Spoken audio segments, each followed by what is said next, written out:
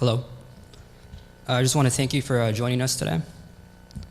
My name is Ulises, and today I'll be talking about the multiple types of influenza vaccines that are being conducted.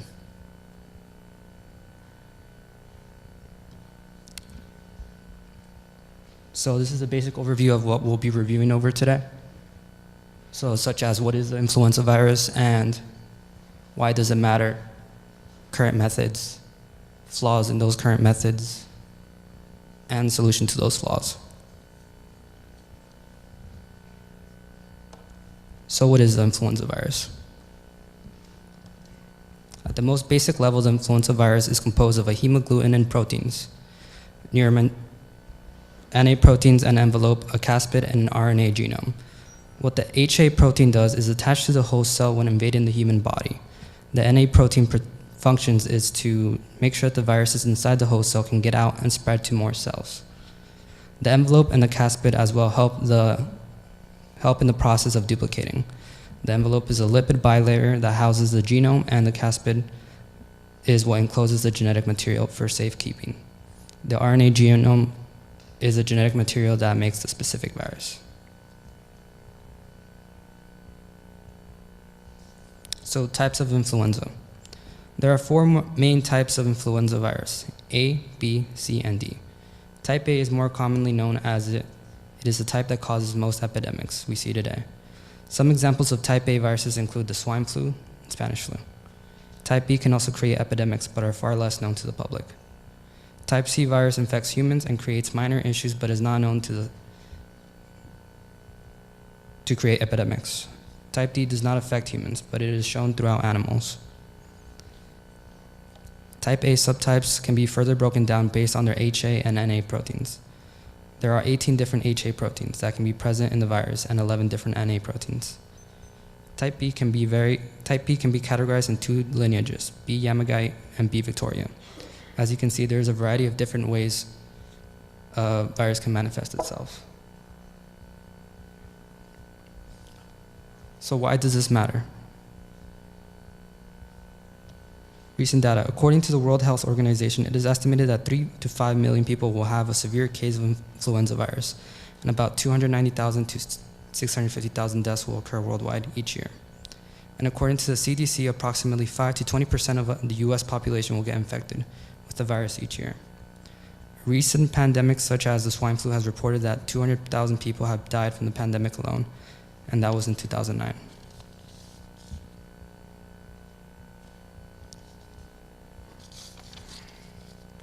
Some symptoms include fever, chills, runny nose, headaches, cough, and fatigue. The virus also tends to target children and the elderly. Children are often the target due to the fact that there haven't been enough exposure to gain stronger immune system. Additionally, it's known that the flu can also lead to other health complications, such as pneumonia, and the death rate of having the influenza virus and pneumonia is in 2012 and 2013 was 9%.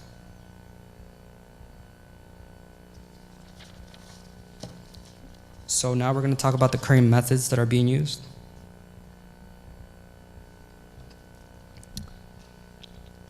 So first I'm going to talk about how the egg-based vaccines are made. So first, the CDC provides the private sector with a candidate vaccine virus, also known as a CVV. Once the CVV is injected in the egg, it begins to replicate within the egg. Once done, the fluid containing the virus is harvested. Viruses in the egg are then inactivated and the antigen is purified. Antigen being purified is what is used to fight potential viruses, and it only targets a specific virus.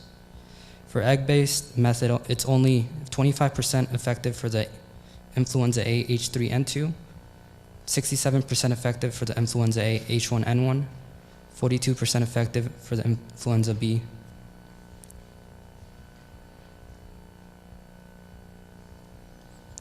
The other method is cell-based flu vaccine. First, the World Health Organization provides CVV to the private sector. The CVV is then placed in cultured mammalian cells and left to duplicate. Fluid containing the virus is collected and the antigen is purified. Purification and further testing is conducted. Some benefits to this method is that it has a faster startup than the egg-based method. Great for those allergic to egg, and 20% more effective than the egg-based method. The recombinant flu vaccine. First, the HA proteins are isolated from the wild-type recommended vaccine virus. Then HA protein is combined with portions of another virus that grows in insect cells. It is then added into the insect cells to duplicate. HA protein is then purified. It takes the shortest time out of the 3 current methods to manufacture, and instead of using antigens to fight the virus, it uses HA proteins. It's 30% more effective than the egg-based method for H3N2.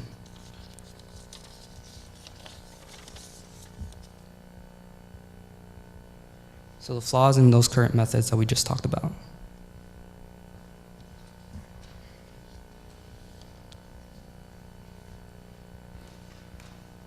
So the first thing is virus diversity. The current problem with current vaccine is that they only tend to target a specific set of subtypes. There's a large selection of viruses that could appear randomly, and waiting until the virus has already spreaded leads to deaths in thousands. Effectiveness. These studies have shown that overall effectiveness of these current vaccines have dropped due to the mutation of the virus.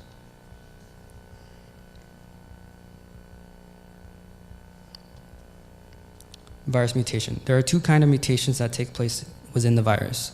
The first type of mutation is called antigenic shift, where there is a sudden dramatic shift in the RNA of the virus, often leading to new proteins being formed that our bodies might not yet recognize. This leaves us in a vulnerable position as we might not have the immunities to this new virus. The second type of mutation is antigenic shift. This is far less worrying since only small mutations take place. But within the time, the virus can change completely altogether and leave us in a bad state.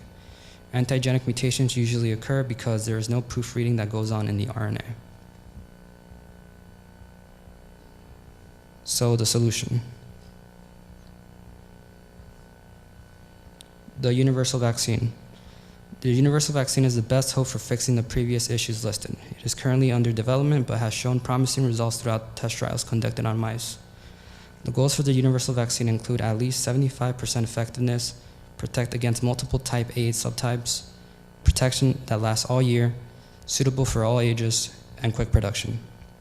Instead of creating antibodies, it targets the HA stem found in the virus to stop it from replicating. The right picture is a prototype that was used on mice. It consists of a protein scaffold, which is a blue, and a hemagglutinin proteins that are yellow. I believe this is a future for influenza vaccination and can really benefit us all. Any questions?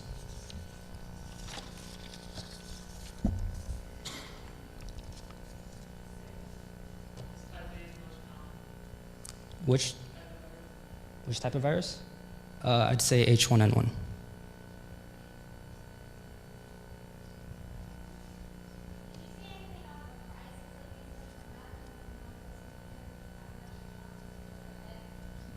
I was planning to look into that, but there's no really prices for the universal vaccine, so since it's still in development.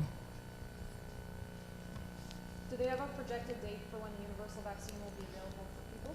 I believe it's 2021, 2022 maybe.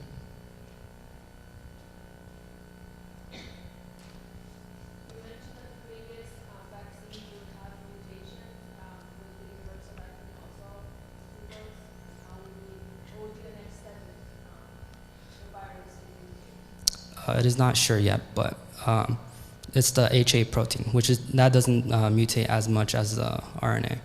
So it attacks a different part of the virus, not the part that mutates a lot.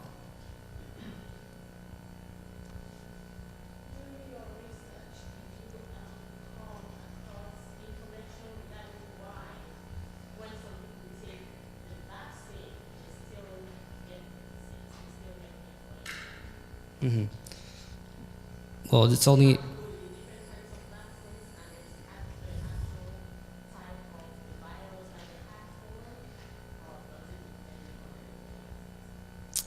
I am not sure about that. I'd have to look into that.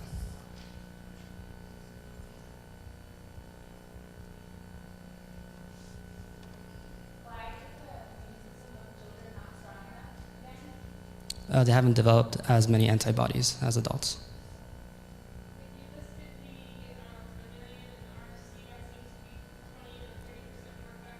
Yeah.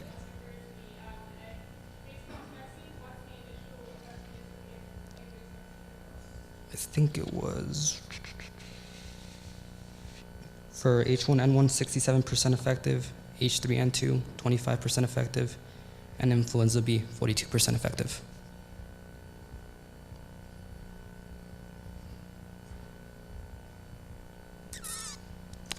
All right, thank you.